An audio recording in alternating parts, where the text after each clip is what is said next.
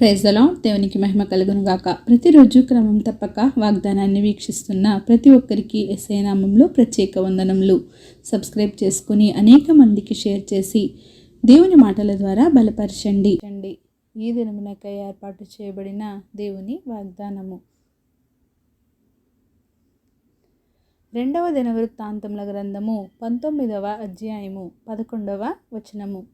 ధైర్యము వహించుడి, మేలు చేయుటకై యెహోవా మీతో కూడా ఉండును. Deal courageously and the Lord shall be with the good. ఈ వాగ్దానం వింటున్న నీవు ధైర్యము చాలక కృంగిన స్థితిలో ఉండి భయంతో నిట్టూర్పుతో ఉన్నావేమో. దేవుడే ఈ వాగ్దానం ద్వారా నిన్ను బలపరుస్తూ నీకు ధైర్యమును అనుగ్రహించి నిన్ను బలపరిచి నడిపిస్తాడు. ఆయన నీకు మేలు చేయుట కొరకే నీతో కూడా ఉండి నిన్ను బలపరిచి స్థిరపరుస్తున్నాడు. ఎందుచేతనంటే నీతో చాలామందే ఉంటారు, నీ కూడానే ఉంటారు. కానీ నీకు మేలు చేయుట కొరకు కాదు, ఎప్పుడు నిన్ను గోతిలోకి తోసేద్దామా అనేవారే ఎక్కువ మంది ఉంటారు. చిన్ననాటి నుండి నీతోనే ఉంటారు. వారే కావచ్చు, నీ స్నేహితులే కానీ, బంధువులే కానీ, సొంత వారే కానీ, ఎవరైనా కానీ నీతోనే ఉంటారు. కానీ ఆపద సమయంలో దూరం అయిపోతారు. కానీ ఎల్లప్పుడూ నీతో కూడా ఉండి నీకు మేలు చేసేవాడు ఆయనే. ఆయన చేసిన మేలు ఒకటి కాదు, రెండు కాదు, అంతా ఇంత కాదు. నీవు ఎక్కడ ఉన్నా, కొండల్లో ఉన్నా విడిచిపెట్టడు, శ్రమల్లో ఉన్నా వదిలివేయడు, చీకటిలో ఉంటే మర్చిపోడు, దుఃఖంలో ఉంటే విడిచిపెట్టడు. ఎవరైనా ఉన్నారా అండి ఈ రోజుల్లో ఇలాంటి వారు? నీ నుండి చిన్న సహాయం జరగకపోతే విడిచిపెట్టేస్తారు, వదిలేస్తారు. కానీ ఏ బదులు ఆశించకుండా నీకు మేలు చేసేది నా యేసయ్య ఒక్కడే. అందరినీ సమానంగా ప్రేమించేది ఆయన ఒక్కడే. కనుక నీవు ధైర్యంగా ఉండు, కృంగిపోయి అలసిపోయి దిగులు చెందకు. నీతో కూడా ఉండువాడు ఆయనే. ఎందుచేతనంటే అరచేతిలో నిన్ను చెక్కుకొన్నాడు, తన కంటి పాపలా నిన్ను కాచుకుంటున్నాడు.